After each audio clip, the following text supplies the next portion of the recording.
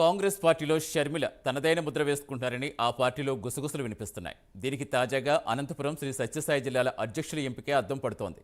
కాంగ్రెస్ సాంప్రదాయం పూర్తిగా షర్మిల తొంగలో తొక్కేశారని, తనను ప్రశ్నించే వారిని తొక్కిపెట్టే ప్రయత్నంలో భాగంగా అనంతపురం శ్రీ సత్యసాయి జిల్లాలకు సంబంధించి ఎందుకు కొరగాని టీంని నియమించుకునే విమర్శలు వస్తున్నాయి. జిల్లాలో సీనియర్స్ను సైతం సంప్రదించకుండా పదవులు భర్తీ చేస్తారని సొంత పార్టీ నేతలే అంటున్నారు. దీనిపై ప్రైమ్ 9 ప్రత్యేక కథనం.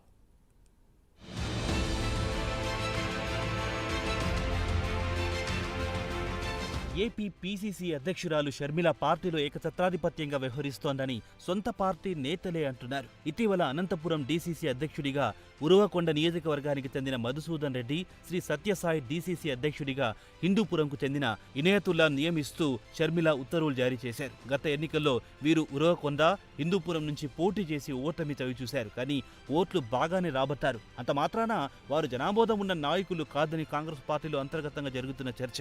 అంతేకాదు సామాజిక వర్గాల సమీకరణాలను షర్మిల ఎక్కడా పట్టించుకోవడం లేదని ఆరోపణలు వస్తున్నాయి. దీంతో ఈ జిల్లాలో కాంగ్రెస్ సానుభూతి పరులు, గత ఎన్నికల్లో పోటీ చేసిన అభ్యర్థులు, నియోజకవర్గ కాంగ్రెస్ ఇన్ఛార్జీలు గుర్రుగా ఉన్నారని తెలుస్తోంది.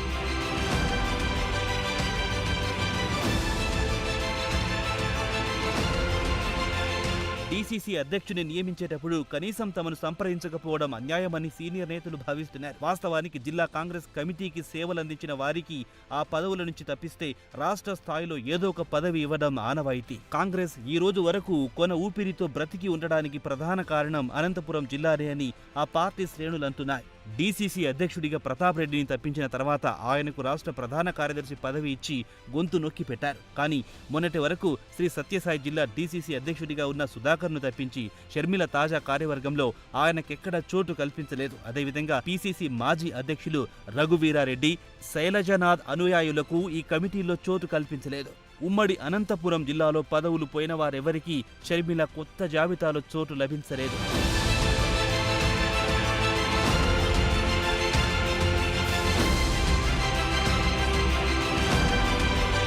పాతవారికి పదవులు కేటాయించకపోవడానికి ప్రధాన కారణం ఇప్పుడున్న కాంగ్రెస్ నాయకులు అధిక శాతం మంది తనపై ఫిర్యాదు చేశారనే అక్కసుతోనే పదవులు కేటాయించలేదని ఆ పార్టీ శ్రేణులు అంటున్నారు. ఇదే విధంగా రాష్ట్ర కమిటీలో కూడా షర్మిల రాష్ట్ర వ్యాప్తంగా పాతవారిని మొత్తాన్ని ఊడ్చేశారు. పీసీసీ అధ్యక్షురాలిగా తన టీం ఎలా ఉండాలన్న దానిపై ఆమెకు ఆలోచన ఉండొచ్చు. కానీ ఆ సాకుతో పార్టీకి ఏమాత్రం పనికిరాని వారిని రాష్ట్ర వ్యాప్తంగా అనేక చోట్ల పదవుల్లో కూర్చోబెట్టడంపై విమర్శలు ఎదుర్కొంటోంది. గత ఎన్నికల్లో పార్టీ నుంచి ఫండ్ వచ్చినా ఎక్కడా కాంగ్రెస్ అభ్యర్థులకు ఒక్కరికి కూడా ఒక్క రూపాయైనా ఇవ్వలేదని అధిష్టానానికి ఫిర్యాదు వెళ్లింది. దీంతో కాంగ్రెస్ వర్కింగ్ ప్రెసిడెంట్గా ఉన్న రాకేష్ రెడ్డి, సుంకర పద్మశ్రీ, జంగా గౌతమ్, షేక్ మస్తాన్ వలీలను ముందుగా షర్మిల పదవుల నుంచి లేపేశారు.